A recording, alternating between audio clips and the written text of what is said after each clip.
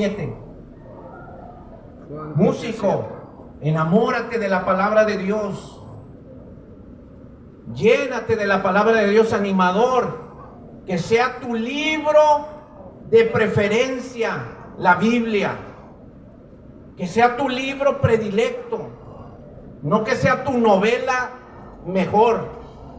No que sea el libro de crecimiento mejor. No, la Biblia está por encima de todos, hermanos. Podemos leer todo, pero más la palabra de Dios. Lo que nos toca a los animadores y al músico. Juan capítulo 15, versículo 7. Ahí los que traemos la latinoamericana, ¿cuál es el título de ese pasaje? La vid verdadera.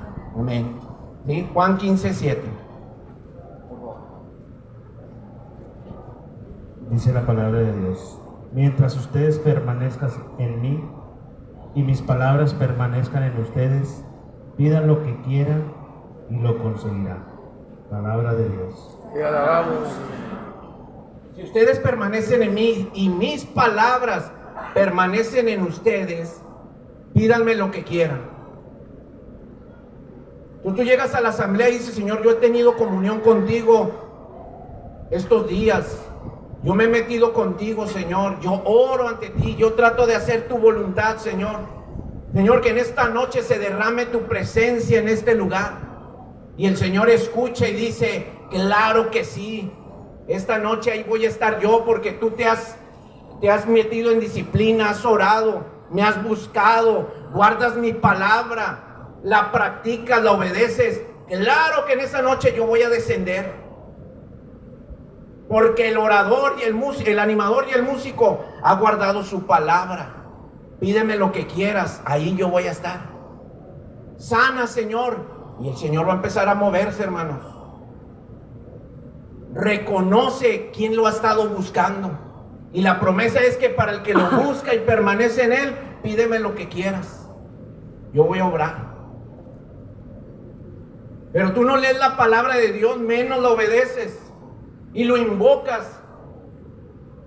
Hermanos, vamos a ver pocos resultados en nuestra asamblea. Poco vamos a impactar en la asamblea. Porque el animador no se ha comprometido a vivir, a permanecer y a hacer viva la palabra de Dios en su vida. En su vida. Y por lo tanto el ministerio, el servicio es un reflejo de lo que él está viviendo. Y dicen los hermanos: hoy la asamblea estuvo muy rara. Hoy el hermano tiró para el monte, se salió.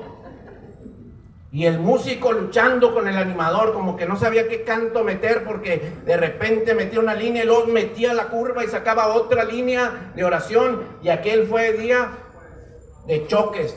¿Por qué? Porque no sabíamos por dónde el Señor estaba moviéndose. Hermanos, permanezcamos en la palabra de Dios. Porque si tú la experimentas, tú tienes poder en tu palabra. Y has buscado la comunión con Dios. Amén. Amén.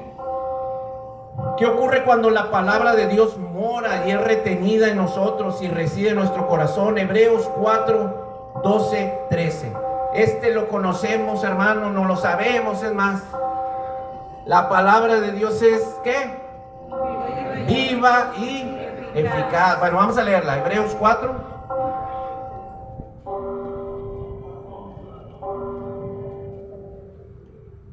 Hebreos 4, versículos 12 y 13. Voy a ir más para atrás. Voy a ir más para atrás a ver quién me ayuda. Ahí, compañero. Tu hermano. Sí, nada.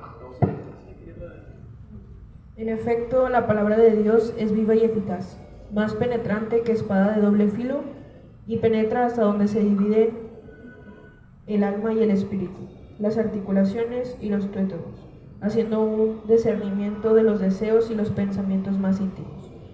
No hay criatura a la que su luz no pueda penetrar. Todo queda desnudo y al descubierto a los ojos de aquel al que rendiremos cuentas. Palabra de Dios. Bueno, para los que están anotando, póngale: la palabra de Dios es el bisturí de Dios. La palabra de Dios es el bisturí de Dios. Ya la doctora de volada dijo, ándale, así es. Es el bisturí de Dios, la palabra de Dios. ¿Por qué, hermanos?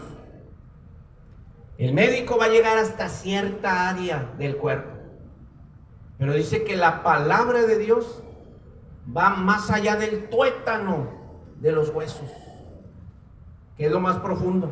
No, Él va más allá. La palabra del Señor. Y dice que es cortante la palabra de Dios. Entonces, lo que el hombre por sí mismo no ha podido vencer, lucha con aquello que lo perturba, que está a la tentación continua. Y hay muchas cosas que ni nosotros entendemos de nuestro proceder, hermanos, pero Dios llega hasta allá y corta lo que te está haciendo no crecer, no avanzar. Fíjense, lleva implícito esa palabra la presencia de Dios. La palabra de Dios lleva implícita la presencia de Dios. Entonces tú la estás proclamando. Pero claro, hermanos, cuando la vamos a proclamar, no la vamos a creer de que, todos lo leen este versículo. Siempre empiezan con ese versículo. Ya me lo sé ese versículo. Si tú menosprecias la palabra de Dios, pues no va a impactar en los hermanos. Pero si tú la crees, ya, hermanos, esa es la mitad de la alabanza. Si tú crees esa palabra y la proclamas, el Señor aquí va a vivificar con la palabra. El Señor va a cortar tu pecado, tu maldad, la va a cortar. Él va a discernir lo más profundo que ni tú y yo alcanzamos a ver en nuestro interior, que es nuestra maldad. Él sí la conoce y hasta va a llegar allá la palabra del Señor. Nuestros pensamientos, emociones, carácter, actitudes, todo lo remueve la palabra del Señor. Porque esta depresión, ni la entiendo, esta depresión, no la entiendo. ¿Qué emociones me están provocando esta depresión? Bueno, la palabra del Señor llega hasta allá y sana. Qué poderosa es la palabra de Dios, hermanos. Por eso el músico y el animador debe proclamarla en la asamblea de oración, pero con una actitud de que él lo cree, no de relleno. La palabra de Dios no la vamos a usar como un medio para ganar tiempo. 5 palabras, voy a preparar 5 palabras y más o menos me voy a llevar en esas 5 minutos. Ya le quité tiempo a la alabanza, 5 minutos, porque me pidieron 40 minutos. Y bueno, voy a abarcar tiempo con la palabra. Si tú piensas así, ya estás usando mal la palabra de Dios como un recurso para ganar tiempo en tu oración. Pero el que cree en ella dice, si proclamo 1, 2, con esa me voy a llevar la oración. Y Dios mostró que esta es la palabra de esta noche.